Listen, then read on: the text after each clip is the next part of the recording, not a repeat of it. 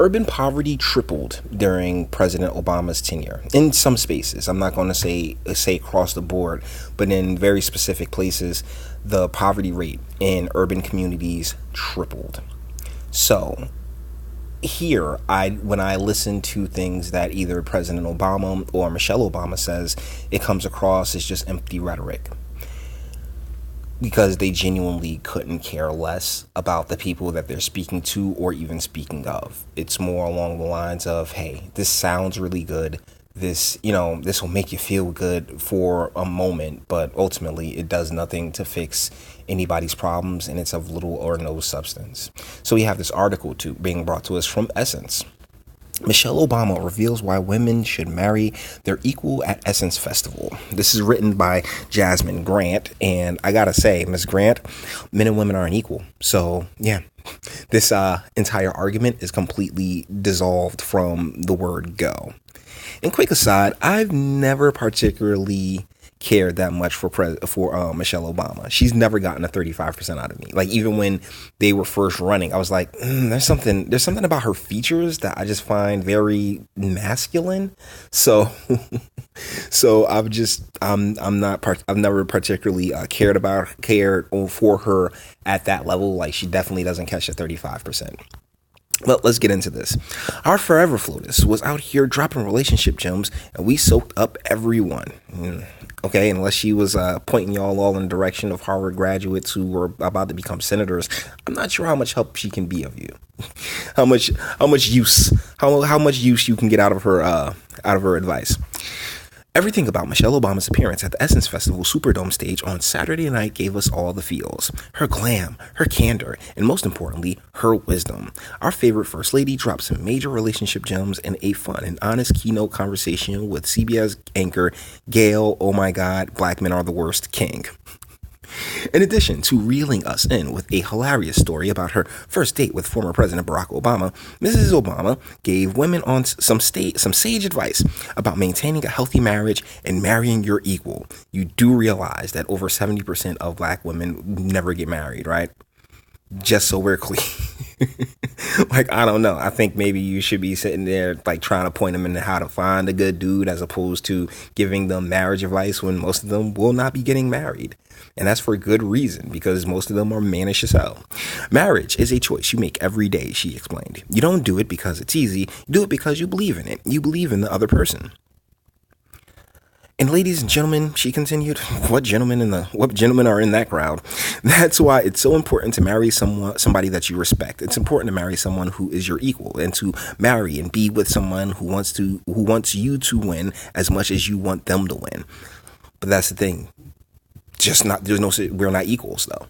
There is no equals. You need to marry somebody that compliments you. You need to not, oh man, you look so pretty. I'm talking about where you are strong, they are weak. Where they are weak, you are strong. That type of yin and yang situation, as opposed to, oh my goodness, they want me to win. They want me to succeed. Let me tell you something. A lot of people are walking, talking disasters, man. I mean, look at Robert De Niro. I'm pretty sure he married somebody that he wanted to see win, and look at him now. So, yeah, good luck with that. She drove the point home with a sports analogy, saying picking a partner is similar to picking players on a team. Golly, my husband is my teammate. If we are going to win this game together, he has to be strong, and he has to be okay with me being strong. I don't want a weak player on my team, nor does he. Two strongs don't really work together like that, though. So it's okay for one to be weak, and preferably that's the woman to be weak, and for the man to be strong. When it comes to situations and the dire bits, when it comes to the family and the kids and stuff like that, it's okay for the mom to be a little bit stronger in the rearing than the father. I mean, it's about yin and yang. You're never gonna find it equal, guys.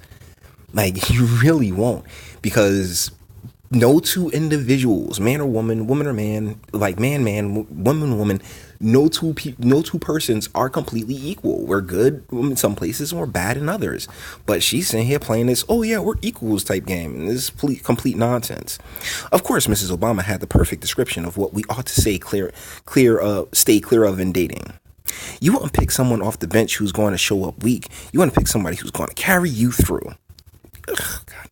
Be cautious of the man or woman who just wants the easy person, the person who's not going to force them to grow, who's not going to expect them to change, who's not going to hold them accountable. You wouldn't pick someone off the bench who's going to show up weak. You want to pick someone who's going to carry you through.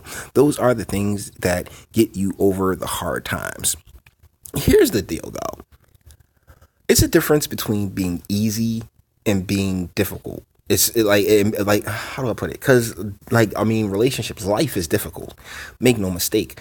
But if the person that you're dealing with goes out of their way to overcomplicate things, goes out of their way to be, narcissistic and completely demented when it comes to many of their thoughts and their ideas, and they want to drag you in it, because some people are just pure uncut chaos, man. Like. You can see the badness in their eyes, how off the rocker that they are. And so you don't invite that into your life. If she has 2 kids, she is coming with a ton of baggage. And it's like, is she really worth it? I mean, where do you end up dealing with someone like that? Are you going to be able to retire? Are you going to be able to, go out and have all your fly dinners and go to cruises and all these other things that couples like to do? Or are you going to be stuck looking after her kids and having to deal with a bunch of stuff? I mean, you can't sit here and take everybody at the same face value, because, once again, to reiterate, we are not equals.